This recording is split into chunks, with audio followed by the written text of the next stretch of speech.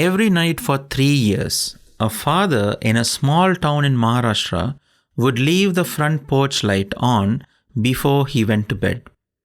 His son had left home at 22, angry, addicted, and convinced he was too far gone for anyone to want back.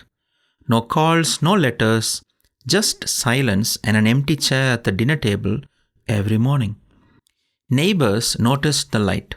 Some asked about it. The father simply said, "So he knows the door is still open when he comes back."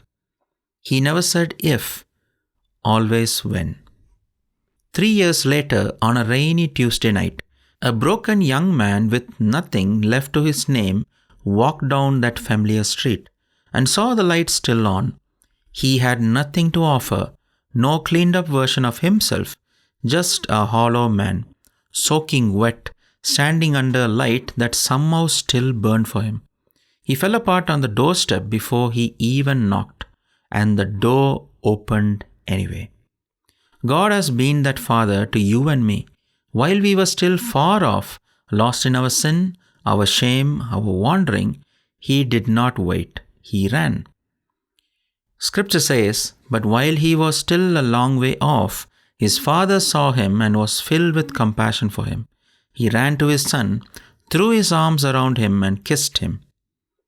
My dear friend, you don't have to clean yourself up before you come. Just turn toward home. Jesus welcomes us with open arms. We just have to let go of ourselves and surrender to Him.